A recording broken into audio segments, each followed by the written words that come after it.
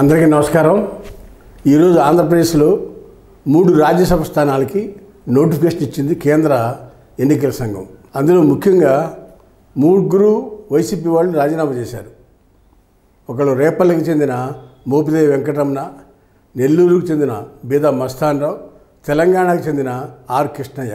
ఈ 3 కూడా వైసీపీ తరఫున పార్లమెంట్లో రాజ్యసభ మెంబర్లుగా ఉన్నారు.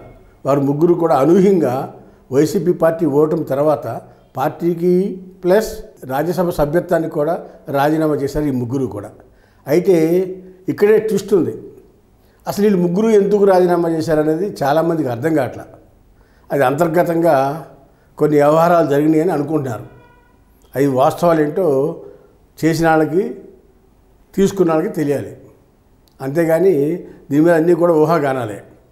అయితే ఇక్కడ ఈ 3కి మళ్ళీ కొత్తగా ఆ ప్లేసుల్లో తెలుగుదేశం నుంచి, జనసేన నుంచి రాజ్యసభ సభ్యత్వాలు ఆశిస్తున్న వాళ్ళు చాలామంది ఉన్నారు. అయితే అందులో ప్రధానంగా కృష్ణా జిల్లా నుంచి దేవినేని ఉమామేశ్వరరావు. ఈయన 2004 నుంచి 2014 వరకు పార్టీ అధికారంలో లేని రోజుల్లో కృష్ణా జిల్లాలో పార్టీని భుజాన వేసుకుని పార్టీని నడిపించడంలో ముందున్నారు. అంతేకాకుండా గత చంద్రబాబు 14-19 పీరియడ్లో చంద్రబాబు నాయుడు గారు మంత్రివర్గంలో మేజర్ ఇరిగేషన్ మినిస్టర్గా అనేక రకాలైన ఇరిగేషన్ ప్రాజెక్టులు పని వేగంగా జరగడంలో ఆయన ప్రత్యేక శ్రద్ధ వహించారు. అంతేకాకుండా పోలవరం 72% వర్క్ జరిగిందంటే దానికి కూడా దేవినేని ఉమామేశ్వరరావు క్రెడిట్ అంతేనా ఉంది. చంద్రబాబు నాయుడు గారి ప్రోత్సాహంతో ఆయన ఇరిగేషన్ ప్రాజెక్టులు అన్నీ కూడా చాలా చక్కగా పనిచేయడంలో ఆయన ముందున్నాడు. ఆయన 24 ఎలక్షన్స్లో మైలవరం సీటు ఆశించాడు. అనూహ్యంగా వైసీపీ నుంచి వసంత కృష్ణప్రసాద్ వచ్చి ఆ స్థానాన్ని, తన శత్రువైన వసంత కృష్ణప్రసాద్ ఆ స్థానాన్ని తెలుగుదేశం తరపున పొందాడు. అయినా సరే పార్టీని కించెత్తు మాట అనకుండా పార్టీ ఏది ఆదేశిస్తే దానికి ఆదేశానుసారం పనిచేశాడు దేవినేని ఉమామేశ్వరరావు. ఆయనకి ఎక్కడ ఎమ్మెల్యే సీటు ఇవ్వాల. అయినా సరే పార్టీ చెప్పినట్టుగా పార్టీ గైడ్లైన్స్ ప్రకారం పార్టీ చెప్పిన అభ్యర్థులకి పనిచేస్తూ పార్టీ అభ్యర్థుల కోసం విజయాన్ని కృషి చేశాడు. ఆయన తెలుగుదేశం పార్టీలో ఏ సమస్య వచ్చినా వైసీపీ వారి మీద దాడి చేయడంలో ముందుండి గత 5 సంవత్సరాల పాటు అనేక పోరాటాలు చేసిన వ్యక్తి దేవినేని ఉమామేశ్వరరావు. ఆయనకి ఎమ్మెల్యే లేదు, కనీసం కార్పొరేషన్ కూడా ఇవ్వలేదు, ఏమీ ఇవ్వలేదు అనేది తెలుగుదేశం పార్టీలో ఆయన అభిమానులంతా ఆందోళన చెందుతున్నారు. ఆయనకి చంద్రబాబు నాయుడు గారు అంటే అమితమైన గౌరవం, విశ్వాసం కూడా ఉంది ఆయన నాయకత్వం మీద. చంద్రబాబు నాయుడు గారు రాజ్యసభ సభ్యత్వం ఇస్తారని ఆయన ఆశపడతా ఉన్నాడు. బహుశా వచ్చే రాజ్యసభ సభ్యత్వాల 3లో ఆయనకు ఒకటి రావచ్చు. ఇకపోతే రెండోది జనసేన నుంచి నాగబాబు గారు 1900 నరసాపురం పార్లమెంట్ పోటీ చేసి ఓడిపోయారు.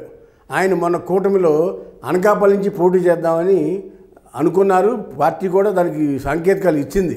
అనకాపల్లిలో నాగబాబు గారు నుంచుంటారనేది పార్టీ వర్గాల్లో మెసేజ్ కూడా పాస్ అయింది. ఆ నియోజకవర్గం కూడా తెలుసు. అనూహ్యంగా బీజేపీ వాళ్ళతో అలయన్స్ కుదరడం వలన బీజేపీ నుంచి అనకాపల్లికి సీఎం రమేష్ రావటం వలన నాగబాబు గారు డ్రాప్ అయిపోయారు. ఆయన కూడా అక్కడ సీటు త్యాగం చేశాడు.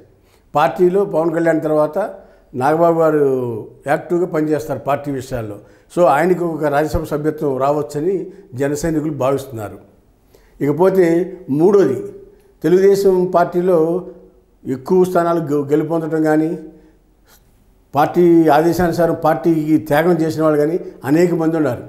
అలాంటి వాళ్ళల్లో వర్ల రామయ్య గారు ఒకళ్ళు ఉన్నారు.